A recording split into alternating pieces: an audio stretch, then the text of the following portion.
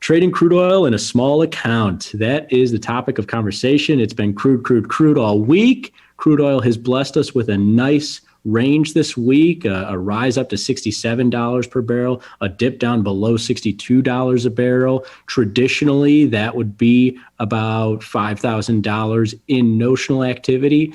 If I've got a $5,000 or $10,000 or even a $30,000 account, that's not comfortable for me, Mikey. So we're looking at trading crude oil, probably one of the most popular commodities on the planet to trade in a small account. Mm-hmm. Yeah, finally, you can get off the sidelines and take advantage of some of this action. I mean, you try trading USO, it's a little tough to trade there. CL, a little too big, in my opinion. We gave you access to interest rates, foreign exchange, metals, and now crude oil. So you can build out a wholly diversified portfolio of commodities and stocks and everything. No more being left in the dark. Come play. Yeah, absolutely. And one of the first things that we want to talk about here is the stuff that has left people in the dark, the stuff that's kept people on the sidelines and they're not yet out there playing in the commodity pool here, is because this type of movement can scare anyone, honestly, like a professional trader, a part-time trader, someone who's new to futures or what have you.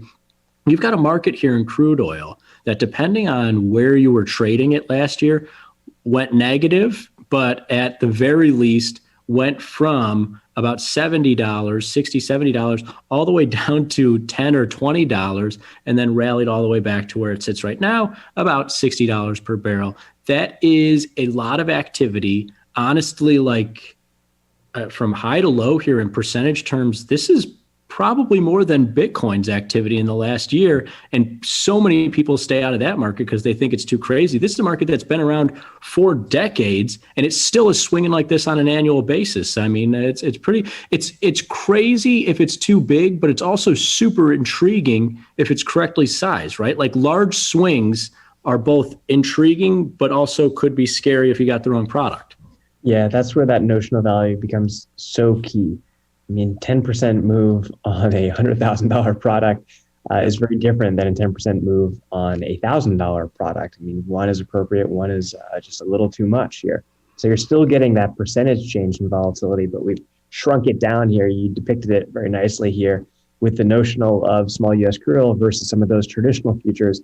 I mean, a tenth the size makes it accessible for smaller accounts, but also really flexible and universal for those bigger accounts too, that want to scale in, scale up, or hedge some exposure, just add a little bit of crude oil. Someone said, I think on Twitter today, oh, give me just 2 tablespoons of crude oil. And that's kind of what we've done here with the sizing. It's kind of nice. You can give it a taste.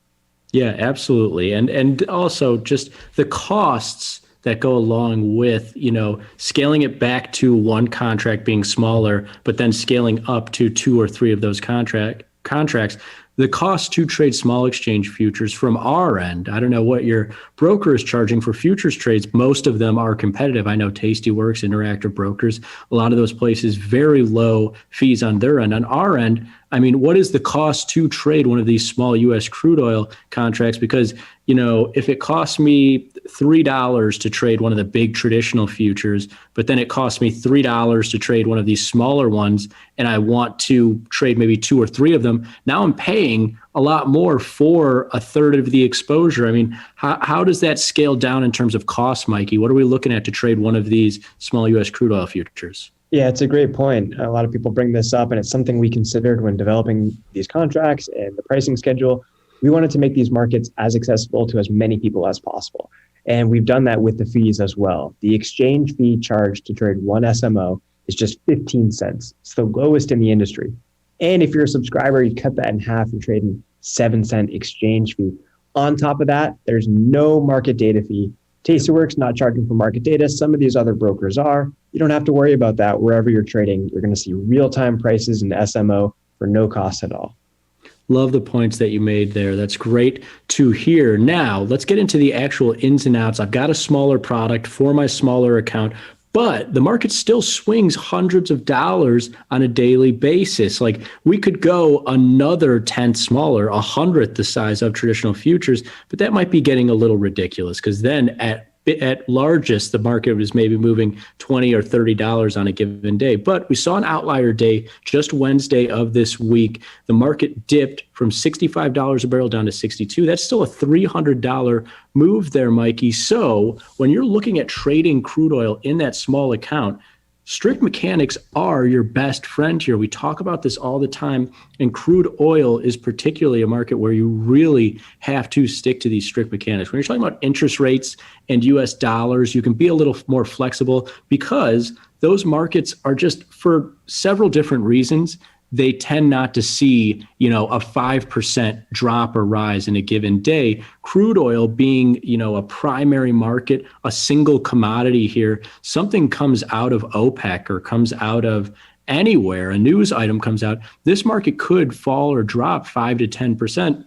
So even with the smaller product here, you're looking at this fall on Wednesday, Mikey. And we know, as as people who crunch a lot of numbers on the exchange side, that this product moves about $1.50 on a daily basis here, or $150 notionally. So when it falls from 65 down to 63, 62 and a half, it's like, wow, this is a large move. Maybe I'll look at buying it here. Now the strict mechanics come in for that small trader so that this trade doesn't get out of hand, and you can, open up that account the next day without having to put more money into it, because no one wants to do that. You say to yourself, all right, well, I'm looking at either $50 or $100 or $150 in profits or losses.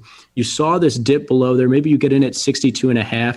It gets down to 62, and you're thinking to yourself, all right, is this where I want to cut ties? If you were looking for $100 profit or loss, then you still have some room, but you got to stick to those numbers. So if it got down to 61 and a half, you got to get out there. But thankfully we did see a bounce back in crude oil. But then at that point, Mikey, it's a matter of not getting greedy, right? Take your profits, move on to the next thing. Strict mechanics essential for small traders like you and me. Yeah, great point. And excellent example here. The newsletter is as a useful tool in here as well, because you're going to see what those historical daily ranges are. In SMO, you're not looking to take $1,000 out of these trades, or I wouldn't be if I was trading this in a smaller account. I mean, you're looking today, we got 164 is the change, something like that, 174. So if you want to be consistent, hold to your mechanics, maybe look to take just $50 off this little bounce here. And it played nicely if that's the way you traded it this week. And I'm glad that you brought up the flip side of that, is like, maybe I want to take $1,000 out of this, especially with all of the stories that are gaining steam of like, this Dogecoin trader just made $1 million. And it's like, those stories are few and far between. And any active trader knows, people who've been around for years and years or decades know that if you're going to take, thousands or even potentially millions in profits, at some point you're probably going to dump thousands or millions as well. So if you have a small account here, you can't have those unrealistic goals. Even with a volatile market like this, you're much better off growing from a couple thousand to tens of thousands to hopefully as large as you could possibly get, $100 at a time, and just getting in active. Like crude oil, there's an opportunity almost every single day, and clipping $50, $100 with the small US crude oil futures, a lot, I don't want to say safer, but it's a lot more sustainable of a strategy, Mikey, than making one crude oil bet and being like, I'm taking this for $30,000 or I'm going to dump $30,000. Nobody wants to do that, especially in a small account. So set those mechanics at realistic levels and stick to them, because they are your best friend, especially for those small account traders.